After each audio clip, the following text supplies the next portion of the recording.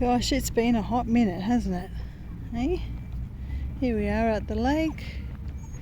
I've got this little girl. Hey Cookie, very excited about seeing ducks. And it looks like they're doing some work here. So guys, I haven't been around for a very long time. A lot of stuff's going on and I'll tell you all about it. But just going for a quick little walk around our lake. Went into town earlier with my family, taking this little girl for a walkies. Oh dear, smelling duck poo. Fun. So what's up guys, this is JCK, and yeah, it's been a long while. Look at this shaky footage. I am just walking through the lake today. We had gone out for breakfast. I was with Cookie and my family. My family were out playing. Wow, shaky. I think I was holding the camera with my arm that had Cookie moving in all sorts of directions. Apologies if this is making you very dizzy. But yeah, this has been a while since I made a video and I just wanted to update you on several things, and hopefully you guys are still around. I am still around. I'm definitely here. And this is just our local lake at Wentworth Falls. I did want to show you some of the town, the little village, but I never got to do the footage there. It would have been nicer so that you could see what it's like. It's winter time as well, and it's been really freezing.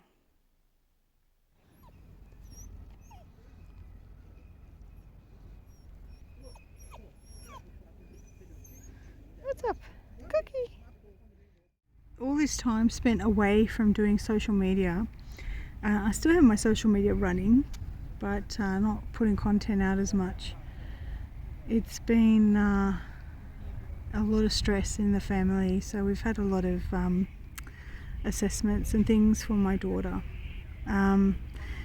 If you don't already know, my daughter has autism, and she's been diagnosed with autism when she was 4 years old. She's now 9. But we are looking at assessments that seem to indicate that it's a lot worse than we thought. And if any of you have been through assessment processes for any sort of issue for your children or family members for disabilities, you'll know that it's very grueling, it's very emotional, very time consuming, very difficult when you've got a child who doesn't comprehend why she's getting these things done. These tests include QEEG, which is like a brain scan. We've got IQ tests, cognitive function tests. The list goes on, and it's, as a parent, you know, just witnessing all of this day in and day out, just observing her go through the assessments is emotionally exhausting and debilitating. Gathering evidence, getting letters from specialists and professionals, and just reading it in black and white and seeing how much of a disability my daughter has. A lot of people think that autism has a cure. That's just one thing, and I'm going to tell you flat out that is not true. I'm going to tell you that if you're the type of person who doesn't have anyone in your family who is autistic, and you think that sending me a link to Suramin or some other substance and saying it's got a cure and that it's going to just fix my daughter, I'm just going to tell you that's not the case. So the levels of brain damage that my daughter has, and it is brain damage, now we know that from the tests.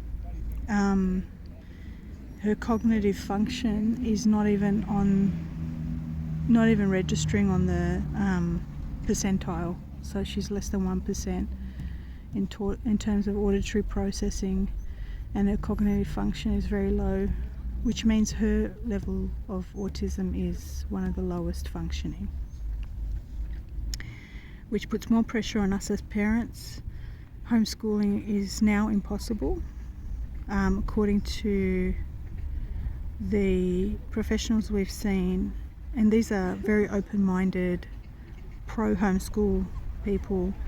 They're basically saying that the way she needs to be taught has to be done by professionals in order for her to comprehend and retain information. It's a long road, and this is the reason why you haven't seen me around. It's just been ongoing every single day. So my little dog just disrupted everything. So it's been really. I don't think people can comprehend how stressful it is. Maybe some of you can. Maybe some of you can relate if you've had any family members with a disability, and it's just as a parent, I don't even know how I did it when I first started my channel. I guess my daughter was in a routine. She was, when I started my channel, in childcare. Some of the days of the week she also was with her dad on the weekends, and now her dad and I have reconciled. We're at home with her, and it's the puppy, it's my daughter, it's 24/7, no break. So it's been full on. So trying to gather together the right kind of information to help my daughter, and as she gets older it just gets more and more difficult. When she was younger and first diagnosed at 4, it was very hard to see a difference between her and another 4-year-old, and then as she gets older you see bigger and bigger gaps, so it becomes more and more difficult. Her mental age, they're assessing, is probably about 5.5, and she's 9, and she looks like she's older. She looks like she's about 11. She's about the height of a 6th grader, and she's 9 years old. So it's been something that's just very different than my life is very different than how it was when I first started my channel. So I don't want to use this as an excuse. I don't want to use it as an excuse to not make content, because every single day I'm thinking of all the things I can gather together, the information, the path that I'm on, how it can help others. There's so much to talk about, and I really want to do that. It's the fact that I wasn't making time to make the content that I used to, and I have a very supportive husband, and he's giving me that time, but in the quiet moments that I have to be able to create content, I'm just decompressing. I'm so burnt out. Carer burnout is a real thing, and I think when you're straddled with all of those things, when you're carrying all of that and you're the one driving all the assessments and taking your child to these things, and every single day having to be with her 24/7, it really you just take every moment that you can to decompress. And so my birthday was last week, and I turned 48. Can't believe it. And I said to my husband, my birthday present is going to be me staying in a hotel, having a spa treatment, just one night. I just want one night of sleep without disruptions, without neediness from my dog or my cat or my daughter. I just need to be on my own, and I did it, and it helped me. It helped rejuvenate me, just that one night. And these are the things that I don't get a chance to do anymore. So it's a silly thing, but as a mother you feel like you're being selfish if your family's at home with you, like they're not at school or work. If your family's at home with you and you're there trying to do work, I don't know what it is. Maybe dads are different, but I tell you what, as a mother, you just feel like you're failing them. You feel like you should be inside, you should be caring and nurturing for them. That's how I feel. So that's the main reason why I haven't been making content. It's not because I'm now a Christian. Okay, that's not why I'm not making content. A lot of people thought that was going to be the end of me making content, but there's so much to talk about. There's just so much to explore. I'm really keen on using myself, like sort of biohacking myself, and using that as a way to explore methods for healing, look at different interview different people so that we can get some information on how to be the best version of humans we can be in this very destructive, chaotic world. If there are any people that you want me to interview, by all means, please send me an email. I've still got my email address, quantumtruthsjck@gmail.com. Send me an email if you know of anyone that you want me to interview. I'm steering away from the New Age stuff. I'm just going to tell you that right now, no videos on New Age stuff. I don't believe that that's a path that we should be taking. I think that's a deceptive path. That's my experience. I truly believe that. After being in it for over 30 years, I believe it's a path that's leading us to Satan, basically Satan's agenda, the Luciferian agenda. I don't believe it's a true path. I don't believe it's a path of truth. The only truth is God and our Creator. And Satan disguises himself as an angel of light. So, we're to be really careful about these philosophies that we're adopting that are steering us away from truth and, devotion to our Creator. So a lot of the New Age practices that people have been sharing, believing that's a way of healing, I just feel can be really dangerous, and it just takes you down a further, into a hole, further and further away from God. That's my experience anyway. I'm keen on ensuring that my path forward is going to be something that's going to be enlightening for you, and also inquisitive and exploring what we can do for our health, in particular mind, body and soul. Very interested in mental health as well for a lot of people, and yeah, we'll talk more about that in the next video. So what else is new? There's some things I wanted to talk about, and in the old days I just used to pick up my phone and make a video. That's how I made so much content in such a short time. Never used to think it through. Now I think through everything. Why? Because I don't want to send people off on a wrong direction. I'm so cautious about what I say now. I'm just acutely aware that I don't want to be deceptive in any way, even if I think I'm, being okay. So one of the things that I wanted to talk about with everyone, now if my arm suddenly moves, is because my dog is yanking me. So as I'm analysing everything from the last 4 years, is the notion of addiction. And I don't think people realise how many of us do have addictions, and you might be taking it as a light, as a term taken lightly, but I think during lockdown in particular, addiction sort of manifested in a more destructive way and became quite exacerbated for a lot of people. One of those things was a lot of people turned to alcohol, or they may have had a shopping addiction and they were shopping online a lot. For me, I'm going to come right out and say it. I have a food addiction. I have a pretty severe, I'm going to say it's not food, it's carbohydrates. Pretty severe carbohydrate addiction, and I'm going to be honest with you, I only just came to terms with it in the last month or so. It is so bad that I could be doing a very clean eating plan with very low carbohydrates, and if I have a little bit of a taste of something in the form of a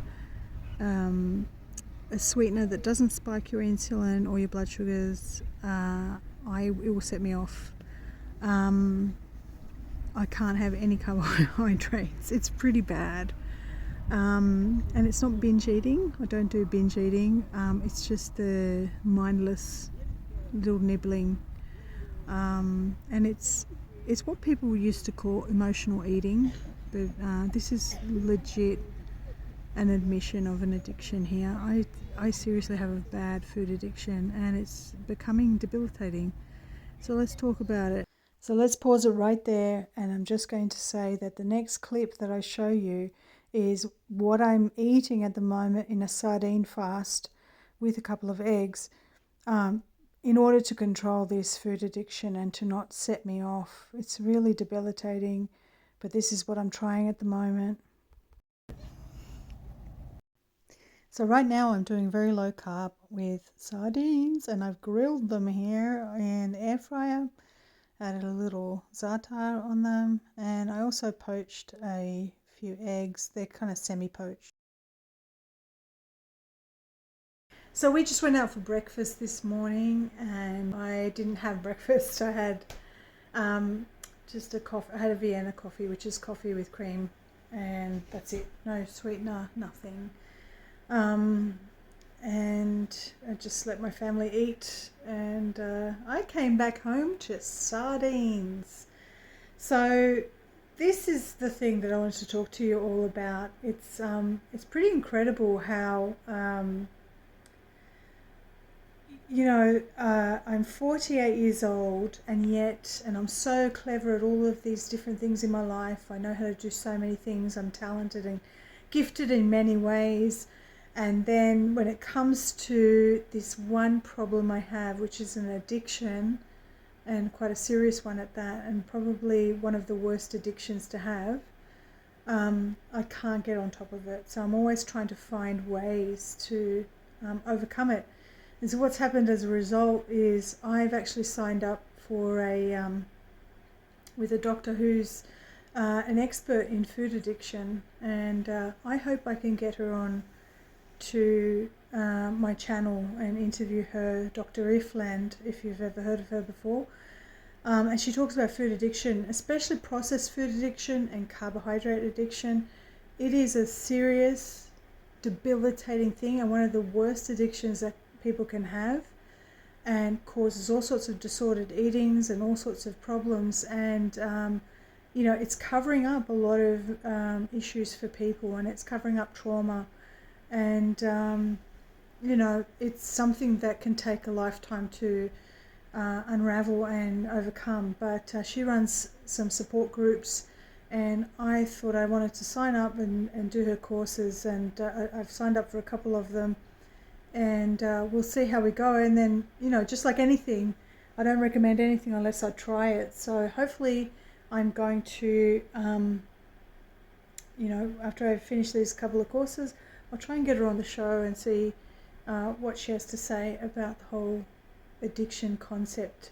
So one of the reasons why I wanted to bring up addiction is I have been contemplating, why is this all unraveling now for me? There has been, I think, a lifetime of blaming, lack of self-control, lack of willpower.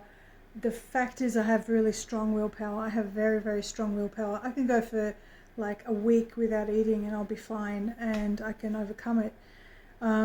That's not a lack of willpower. I think that many people who have disordered eating, it's not the lack of willpower. There's something else going on. And I started to contemplate, what else was I addicted to? I used to pride myself on saying, I don't smoke, I don't drink, I don't do drugs, I don't do any of those things, I don't gamble, I'm not a shopaholic.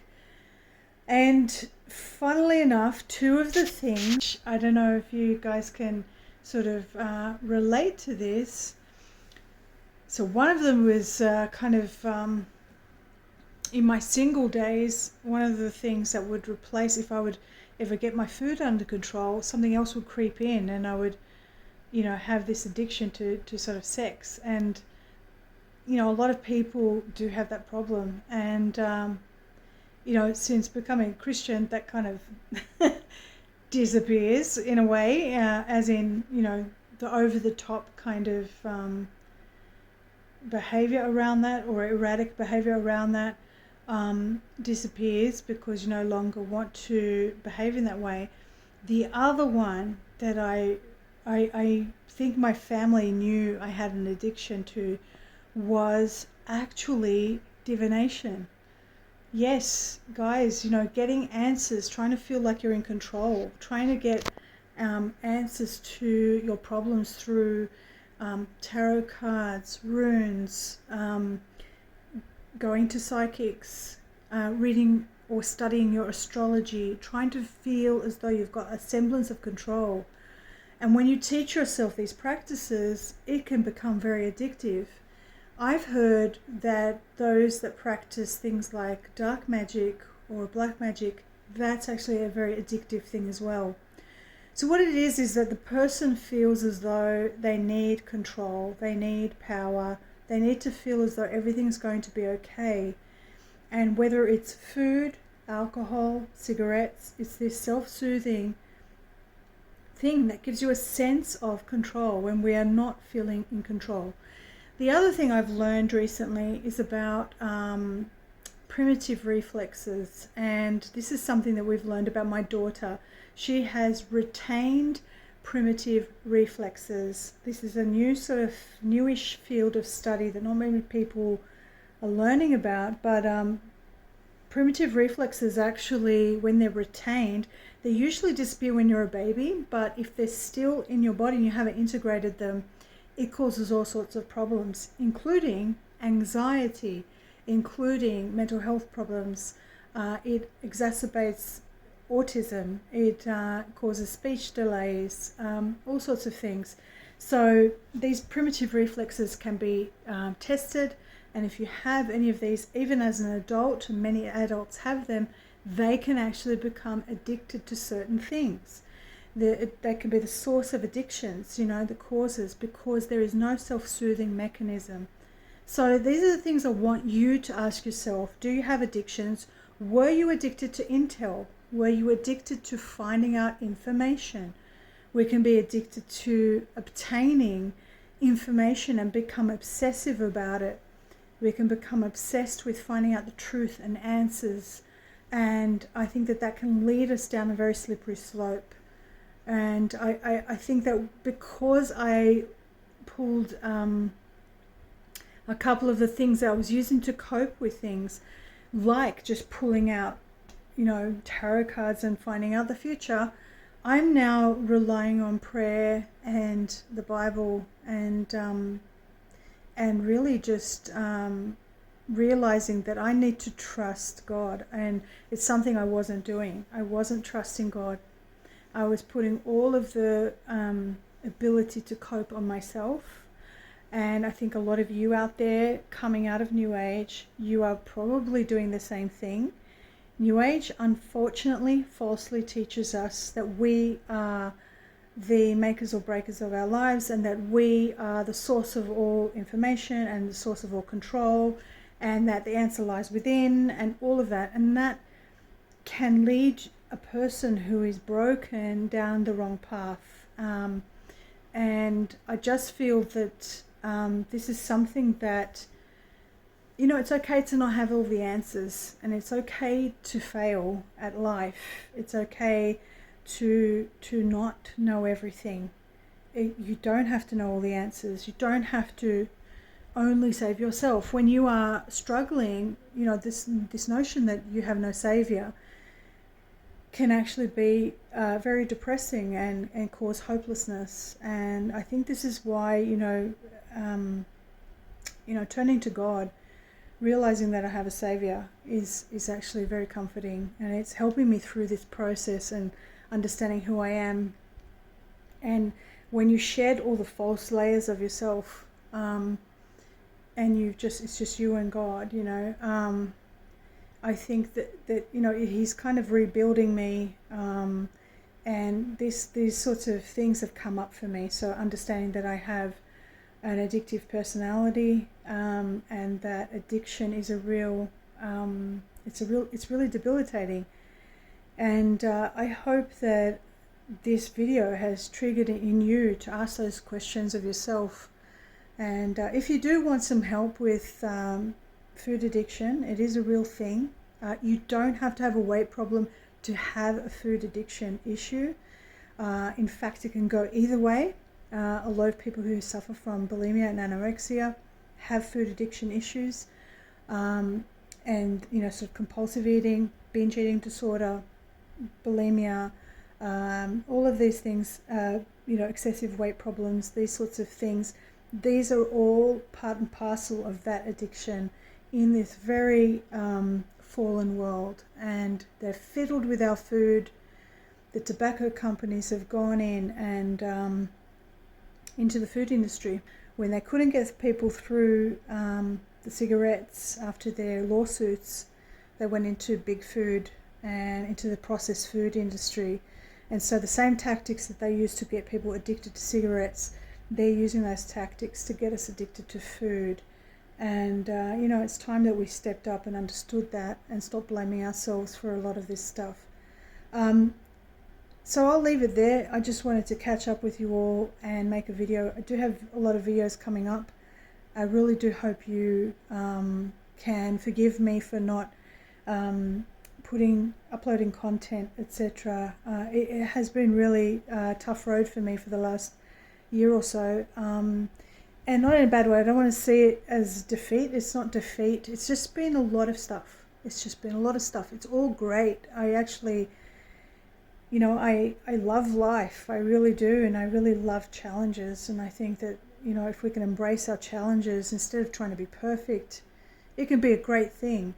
But I don't want anyone to think that, I'm miserable or anything like that. It's just really challenging, and we're learning about that.